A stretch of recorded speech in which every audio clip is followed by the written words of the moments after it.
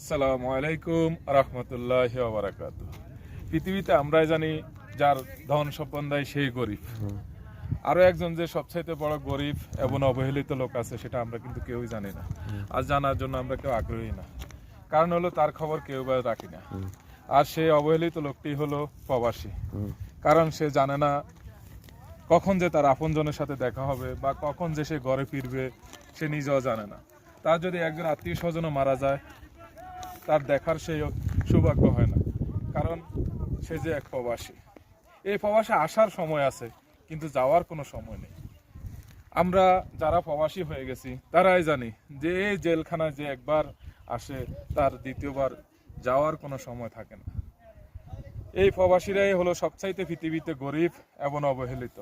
কারণ আমি বলছি প্রথমেই, সে এমন একটা লোক, সে নিজে কখন আসছে এই প্রবাসে ওটাই জানে, কিন্তু এই প্রবাস থেকে কখন যাবে, কখন তার আত্মীয় স্বজন আপনজন ছেলে বাচ্চা মা বাপ ওদের সাথে বসবে বা একটু কথা বলবে বা খাওয়া দাওয়া করবে, সে নিজেও জানে না। এই প্রবাসীদেরকে আর অবহেলা না করে তাদের প্রতি সবাই আমরা সহানুভূতি হই এবং তাদের প্রতি আমরা আমাদের যে ভালোবাসা আছে তা উজাড় করে দিই। যারা অবৈধ প্রবাসী আছে তারা তো নিজেরা জানে না যে তাদের কি হবে, তাদের কখন জানে কি হয়ে যায়, সে নিজেও জানে না। আমি আর কিছু না বলে বলবো সকল প্রবাসীকে, সবাই সুস্থ থাকুন, ভালো থাকুন।